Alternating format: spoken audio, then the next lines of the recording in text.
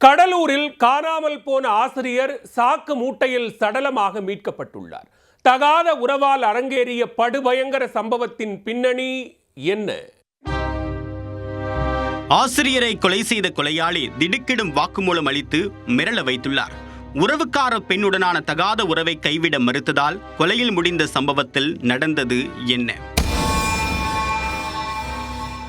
கடலூர் மாவட்டம் திருப்பாத்திரிப்புலியூர் கம்மியம்பேட்டையில் அரசு உதவி பெறும் பள்ளி உள்ளது. இந்த பள்ளியில் அரியலூர் மாவட்டம் ஆண்டிமடத்தை சேர்ந்த விக்டர் ஆசிரியராக பணிபுரிந்து வந்தார். மனைவியுடன் கருத்து வேறுபாடு இருந்து வந்ததால் அவரை விட்டு பிரிந்து திருப்பாத்திரிப்புலியூரில் விக்டர் தனியாக வசித்து வந்தார்.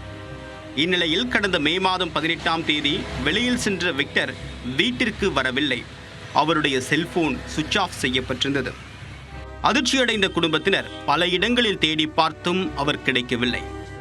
இதனால் விக்டரை காணவில்லை என்று கடலூர் திருப்பாத்திரிப்புலியூர் காவல் நிலையத்தில் புகார் அளித்தனர். அதன் பேரில் போலீசார் வழக்கு பதிவு செய்து விசாரணையை தொடங்கினர். காணாமல் போனதற்கு முன்னதாக கடைசியாக விக்டரின் செல்போன் குறிஞ்சிப்பாடி பகுதியில் சுவிட்ச் ஆஃப் ஆகி இருப்பது கண்டுபிடிக்கப்பட்டது. போலீசார் ரகசியமாக அந்த பகுதிக்கு சென்று விசாரிக்க கடைசியாக விக்டரிடம் பேசிய தட்சிணாமூர்த்தியை பிடித்தனர். அவரை காவல் நிலையம் அழைத்து சென்று விசாரித்ததில் பல திடுக்கிடும் தகவல்கள் வெளிவந்தன. ஆசிரியர் விக்டர் திருமணமாகாத பெண்ணுடன் பழக்கத்தில் இருந்ததாக கூறப்படுகிறது. அந்த பெண்ணின் உறவினர்தான் போலீசில் பிடிபட்ட தட்சிணாமூர்த்தி.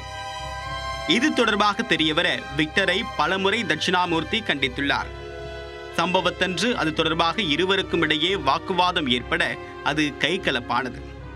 அதில் தட்சிணாமூர்த்தி தாக்கியதில் விக்டர் உயிரிழந்துள்ளார். அவருடைய உடலை சாக்கு மூட்டையில் கட்டி பைக்கில் ஏற்றியவர் நெய்வேலி ஃபயர் சர்வீஸ் ஆபீஸ் பின்புறத்தில் வீசிவிட்டு தப்பிச் சென்றார். இதையடுத்து தட்சிணாமூர்த்தியை கைது செய்து நீதிமன்றத்தில் ஆஜர்படுத்தி சிறையில் அடைத்தனர். உறவுக்கார பெண்ணுடனான தகாத உறவை கைவிட மறுத்ததால் ஆசிரியரை கொலை செய்து சாக்கு மூட்டையில் கட்டி வீசிய சம்பவம் நெய்வேலியில் பெரும் சர்ச்சையை ஏற்படுத்தியுள்ளது.